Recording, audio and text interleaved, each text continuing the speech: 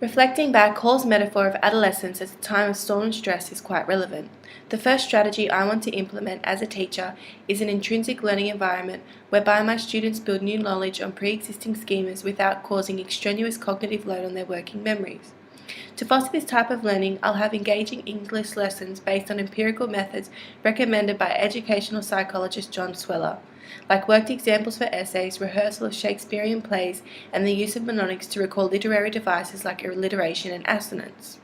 With my Year 12 classes preparing for the HSC, rather than providing worked examples of essays, I would use rehearsal and imagination techniques and questions to prepare them for the HSC English exam. The other approach in this unit that I want to use is the biopsychosocial approach, which conveys that biological, psychological, and social factors interact together to influence risk and resilience. This approach will significantly influence my teaching strategy as I can plan lessons to reduce extraneous cognitive load as well as promote positive social factors in my classroom in order to build resilience and support my students through using positive reinforcement, acknowledging acceptable behaviour and effort, and lastly, encouraging open communication and class discussions. I can also promote a positive classroom to reduce risk-taking behaviour of my students by reinforcing classroom etiquette, class discussions, and group activities. These strategies help me to become a protective factor for my students who may be vulnerable to risk-taking activity due to their biopsychosocial environment. The final strategy that I would like to refer to, which will be relevant when I'm teaching, is the GRIP method. From gathering and observing information about a student who is displaying risk factors like social isolation, poor concentration, or changes in academic performance and application, I would then respond by reaching out to the student and inform them about getting professional help and referring them on to the school counsellor. Finally, the GRIP method would empower me with the information I needed to go to the student's parents or caregiver, as well as a senior staff member like a principal or year coordinator, to keep them informed about the risk factors I had observed and broached with the student and the suggestion I had made to them about contacting the school counsellor.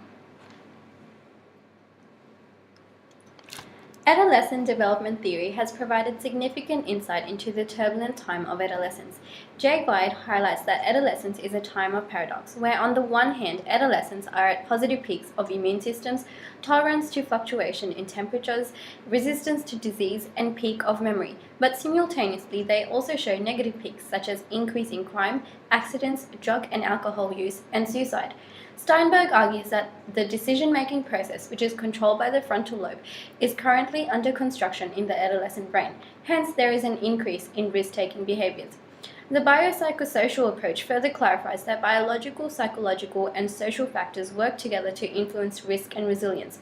Researchers highlight that life outcomes are dependent on risk and protective factors. Risk factors are variables present around an individual that are predictors of negative life outcomes, such as substance abuse, juvenile delinquency, and mental health problems, while protective factors are variables present around an individual that are predictors of positive life outcomes. Drawing from the knowledge of adolescent theory, my personal teaching strategy highlights the need to minimize adolescent risk-taking behaviors and equipping students with resources to overcome risk variables within and outside school contexts. This can be achieved by acting as a protective factor for adolescent students. Some things I will do in my classroom are implementing positive and caring communication with praise and constructive feedback, acknowledging students' strengths and weaknesses in order to engage students and ensure success in academic and life skills, encouraging participation by implementing cooperative activities, and listening and respecting students' opinions. These strategies will help develop coping skills and resiliency and support student well-being. To contextualize these strategies into the English classroom, we can apply the following example. A teacher notices a student missing resources and struggles with literacy learning.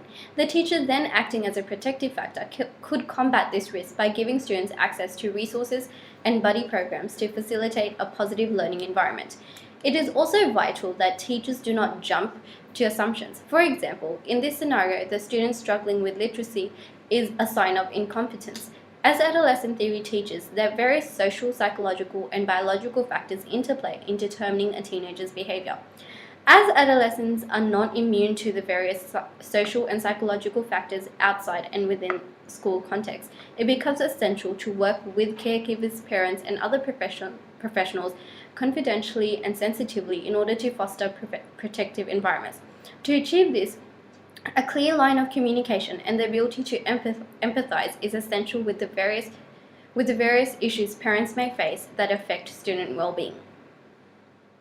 Reflecting on the past semester studying adolescent development, I've learned a great deal about many of the aspects that go into teaching of adolescents, from the foundations of understanding their brain and body functions and how this has effect on their actions, and further to how I, as a teacher, can help foster and support adolescents both in and out of the classroom as they grow and transition to adulthood. Starting from the fundamental approach of the biopsychosocial approach, that being the biological, psychological, and social factors of adolescence that work together to influence risk and resilience.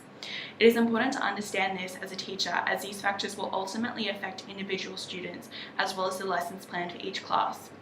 As a teacher, I feel confident I can promote resilience within the classroom and school by forming positive relationships with students, specifically by showing a genuine interest in students' lives, celebrating achievement, and having an open line of communication, as well as providing opportunities for students to participate and contribute, specifically encouraging participation and listening and respecting student opinions. Being aware of effective coping strategies is also crucial in the classroom, particularly seeking social and professional support, as well as the implementation of the group method: gather, respond, involve, and promote, which is particularly useful for troubled students in the classroom. I've learned we cannot simply apply content of supporting students without an understanding of the underlying principles of adolescent theory, and that there are many areas of influence on an adolescent that are interconnected, that they bring into the school and classroom each day, including home, family, peers, and relationships, and the importance of the context of these things. The varying theories give us a broader toolkit of understanding that we can develop strategies to support. One special area is to establish good professional rapport with home, not just as the individual teacher, but the school community in general. I've learned much about the importance of connecting to the school and the existence of risk factors, and how connecting can help protect against risks. Theories inform us that we are not just there to teach the academic curriculum, but have a role in social development that cannot be ignored, and it is an integral part of the teacher's responsibilities. To do this, we must develop trust and be able to empathize with students, particularly in terms of confidentiality. However, the importance of setting boundaries cannot be overlooked, as is applying consequences for both positive and negative behaviors students exhibit as related to social theory knowledge. Overall, I've learned the need to establish a safe environment.